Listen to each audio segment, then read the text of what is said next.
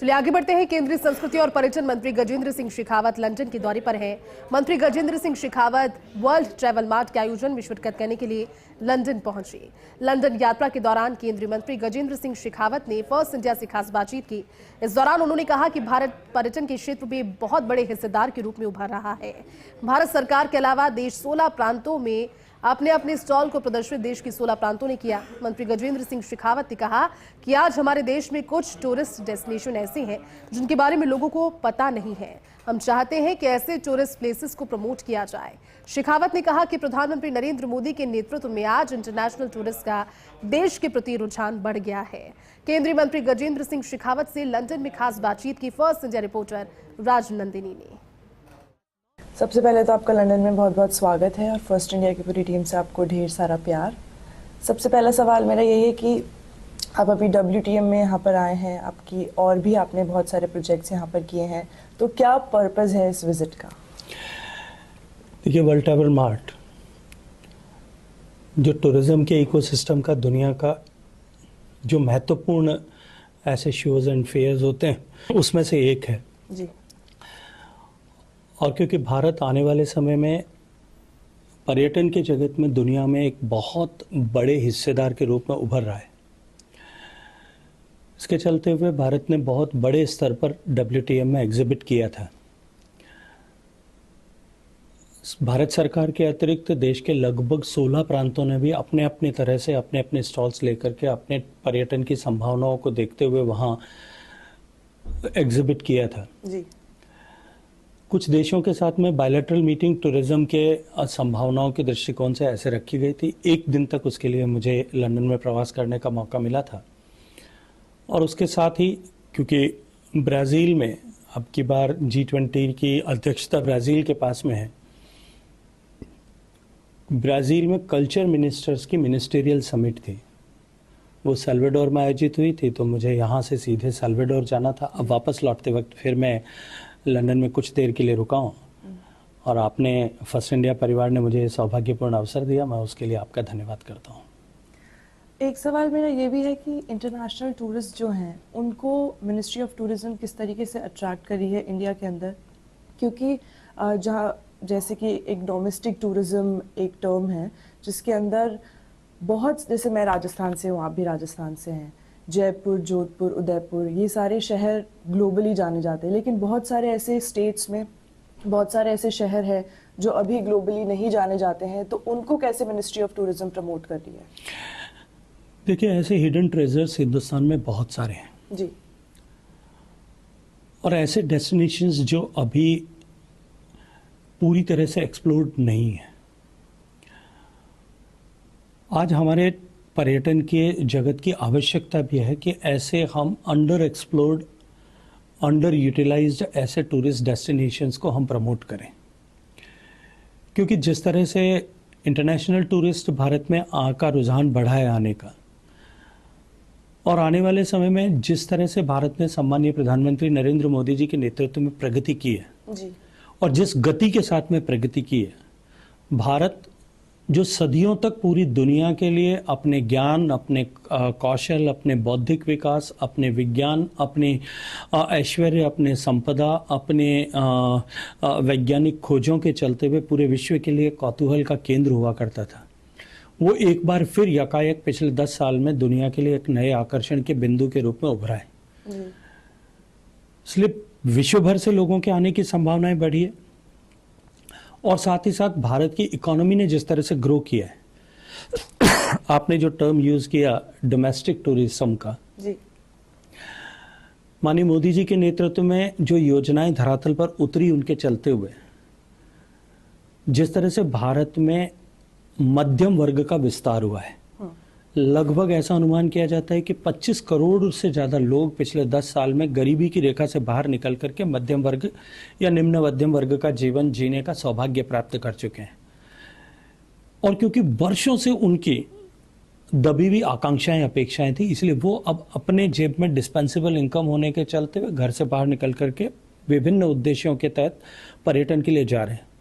इसलिए हमारे स्थापित एस्टेब्लिश टूरिस्ट डेस्टिनेशंस जो थे उन पर दबाव बढ़ रहा है और उनको डिकंजेस्ट करने के लिए नए डेस्टिनेशंस को प्रमोट करने की आवश्यकता निश्चित ही है और हम भी महसूस कर रहे थे।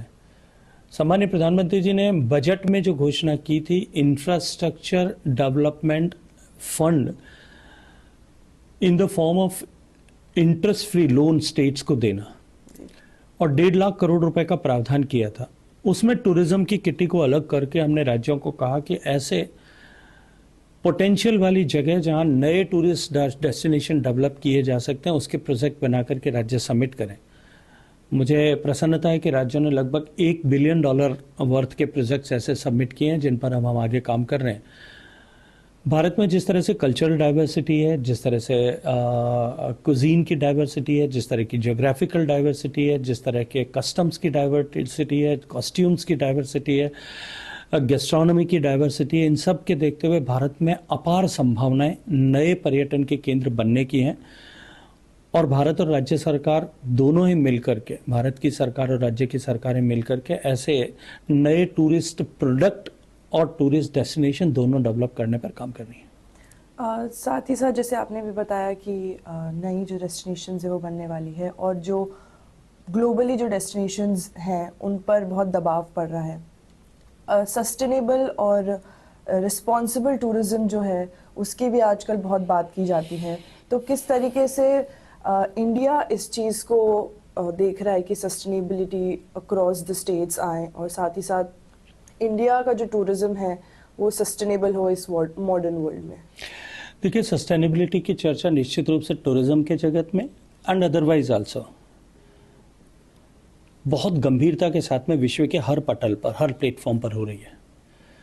जहां तक टूरिज्म का प्रश्न है, मैं इसे 2 दृष्टिकोण से देखता हूं, एक डिमांड साइड से, दूसरा सप्लाई साइड से। जी। अगर मैं सप्लाई साइड से देखूं तो सरकार ने विभिन्न योजनाओं के माध्यम से टूरिज्म को और सस्टेनेबल बनाने के दृष्टिकोण से काम किया है। मैं एक उदाहरण आपके सामने रखता हूं। जो होटल चेन या सर्विस प्रोवाइडर सस्टेनेबल प्रैक्टिसेस को अपनाते हैं, ज़्यादा रिस्पॉन्सिबल प्रैक्टिसेस को अडेप्ट करते हैं, उनको हम जिस तरह से होटल्स को फैसिलिटीज़ के आधार पर स्टार रेटिंग दी जाती है, 1 सितारा, 2 सितारा, 3 सितारा, 5 सितारा होटल, हमने उसी तरह से ग्रीन लीफ रेटिंग देना शुरू किया है। एंड द प्रॉपर्टीज, होटल्स और the institutions in the tourism जो मैक्सिमम ग्रीन प्रैक्टिसेस को, सस्टेनेबल प्रैक्टिसेस को अडेप्ट करते हैं, रिस्पॉन्सिबल प्रैक्टिसेस को अडेप्ट करते हैं, मैक्सिमम रिसाइकलिंग को सपोर्ट करते हैं, may be it is water और अदरवाइज, उन सबको हम मैक्सिमम ग्रीन लीफ रेटिंग देकर के उनको इंसेंटिवाइज कर रहे हैं। दूसरे दृष्टिकोण से जिन टूरिज्म प्रोडक्ट के डेवलपमेंट पे राज्य सरकारों ने ऐसे सस्टेनेबिलिटी के फैक्टर को फैक्टर इन किया है, उनको हम प्रायोरिटी दे रहे हैं अपनी विभिन्न योजनाओं के माध्यम से फंडिंग करने में। जी।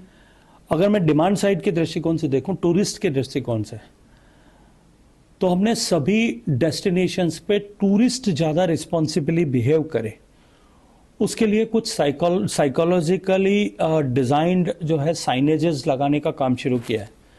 साथ ही साथ से माननीय प्रधानमंत्री जी की संकल्पना के अनुरूप पर्यटन मित्र और पर्यटन दीदी ऐसे युवाओं को पर्यटन के क्षेत्र से जोड़ करके, ताकि वो अधिकतम टूरिस्ट के साथ में जुड़ करके उनमें सेंस ऑफ रिस्पॉन्सिबिलिटी को साथ ही साथ में कल्टीवेट करें और उनके ओवरऑल टूरिज्म एक्सपीरियंस को भी एनहेंस करने के लिए काम करें। इस पर काम कर रहे हैं। कुछ राज्यों ने अपने दृष्टिकोण से भी पहल की है। मैं एक सिक्किम का उदाहरण देना चाहता हूं। वहां उन्होंने तय कर दिया है कि आने वाली हर कार में, कोई भी गाड़ी जो टूरिस्ट को लेकर के आती है, उसमें एक गार्बेज बिन साथ में रखना आवश्यक है, ताकि 0 लिटर वहां पर हो। तो इस तरह की विभिन्न प्रैक्टिसेस के माध्यम से हम सस्टेनेबिलिटी पर एम्फेसिस कर रहे हैं। वैसे भी माननीय प्रधानमंत्री जी ने पूरे विश्व को जो संदेश दिया है मिशन लाइफ के द्वारा, लाइफस्टाइल फॉर एनवायरनमेंट, जो ग्लासगो समिट में उन्होंने दिया, वो ओवरऑल जीवन की दृष्टि को बदलने वाला है। न केवल टूरिज्म के क्षेत्र में, अपितु जीवन के हर क्षेत्र परिक्षेत्र में हम एनवायरनमेंट के अनुकूल जीवन जीना प्रारंभ करें। विश्व को इसकी आवश्यकता है और भारत इसका नेतृत्व कर रहा है। और एक सवाल मेरा ये भी है आपसे कि कहीं ना कहीं सस्टेनेबिलिटी की आपने बात की है, आपने कहा बहुत सारे न्यू इनिशिएटिव्स लिए गए हैं, तो जो न्यू इनिशिएटिव्स हैं उसमें एक चलो इंडिया भी है, जिसमें बहुत सारे जो वीज़ाज हैं वो दिए जा रहे हैं, और ये भी बताया जा रहा है कि 5 NRI फ्रेंड्स को आप रेकमेंड करें उन्हें, वो क्या है थोड़ा उस पर बता दीजिए। देखिए, सम्माननीय प्रधानमंत्री जी ने अपने विदेश की धरती पर प्रवास में विदेशी अप्रवासी भारतीयों को, विदेश में रहने वाले, जी जिन्हें वो हमेशा ही भारत के कल्चरल एम्बेसडर के साथ साथ में टूरिज्म को प्रमोट करने वाले इंस्टीट्यूशन के रूप में ऐसा एड्रेस करते हैं। उन्होंने उनसे अपेक्षा की कि आप जहां कहीं भी निवास करते हैं, जी दुनिया के किसी भी देश में यदि आप रहते हैं, आप अपने कम से कम 5 नॉन इंडियन फ्रेंड्स को मोटिवेट करें भारत को देखने जाने के लिए, और उनको इंसेंटिवाइज करने के लिए ऐसा जो भारतीय NRI या OCI जिन भी लोगों को, विदेशियों को, अपने साथियों को, सहकर्मियों को, मित्रों को भारत घूमने जाने के लिए प्रेरित करेगा, और वो उसके रेफरल कोड के आधार पर जी वीज़ा अप्लाई करेंगे, उनको वीज़ा ग्राटिस ऐसा प्रदान किया जाएगा, उनकी वीज़ा फ़ी जो है वो वेव कर देंगे। वैसे भी हमने इंटरनेशनल टूरिस्ट को अट्रैक्ट करने के लिए, उनको सुविधा प्रदान करने के लिए वीज़ा की फैसिलिटी दुनिया के लगभग सब देशों के लिए लागू कर दी है, जी जहां अब उनको वीज़ा लेने के लिए टूरिस्ट को घर से बाहर जाने की आवश्यकता नहीं है। वो टूरिज्म किसी भी विषय से जुड़ा हो सकता है, वो बिजनेस ट्रैवलर भी हो सकता है, वो लीजर ट्रैवलर भी हो सकता है, वो स्टूडेंट फॉर रिसर्च भी हो सकता है, वो एक्सपीरियंशियल ट्रैवलर भी हो सकता है, वो जो है मेडिकल टूरिज्म के लिए जा सकता है। इन सबको फैसिलिटेट करने के लिए हमने अलग अलग तरह की वीज़ा फैसिलिटीज़ और सुविधाएं एक्सटेंड की है। मेरा आखिरी सवाल बस यही कि अगले 5 साल में इंडिया का टूरिज्म किस तरीके से डेवलप होगा और क्या न्यू इनिशिएटिव्स लिए जाएंगे? देखिए, भारत में टूरिज्म की अपार संभावनाएं हैं। अभी वर्तमान में हमारी GDP में हमारा कंट्रीब्यूशन लगभग 6.5% के आसपास है, और 10 लाख से ज़्यादा विदेशी सैलानी, 10 मिलियन से ज़्यादा, 1 करोड़ से ज़्यादा विदेशी सैलानी भारत में हर साल आ रहे हैं। 2047 तक जब विकसित भारत की संकल्पना हम करते हैं, तब टूरिज्म का सेक्टर 1 ट्रिलियन इकोनॉमी का कंट्रीब्यूटर बने, इस लक्ष्य को लेकर के हम काम कर रहे हैं। देश का ऑर्गेनाइज टूरिज्म सेक्टर और डोमेस्टिक, इन दोनों को अगर मैं साथ जोड़ता हूं, तो आज के समय में एग्रीकल्चर के बाद में सबसे ज़्यादा रोजगार पैदा करने वाला सेक्टर अगर कोई है तो टूरिज्म है। और मुझे पूरा भरोसा है कि जिस तरह से भारत की इकोनॉमी बढ़ रही है, हम जानते हैं भारत की इकोनॉमी पिछले 3 साल से लगातार 7.5% की दर से बढ़ी है, और जिस तरह से मिडिल इनकम ग्रुप, जैसा मैंने कहा अपना प्रश्न का उत्तर देते हुए, जिस तरह से वृद्धि हो रही है, और ये एस्पायरिंग क्लास की जो वृद्धि है, इसको देखते हुए मैं जिम्मेदारी के साथ में एक बात कह सकता हूं कि बेशक हमारी इकोनॉमी 7.5-8% की दर से बढ़ेगी और बढ़ रही है, लेकिन हमारा टूरिज्म सेक्टर जो है वो 20% से ज्यादा की CAGR से बढ़ने वाला है।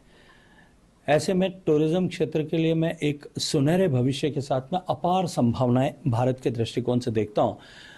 टूरिज्म का सेक्टर भारत की इकोनॉमी का ड्राइवर बने और विकसित भारत की इकोनॉमी का एक मुख्य घटक बने, हम उस लक्ष्य को लेकर के काम कर रहे हैं। Thank you so much.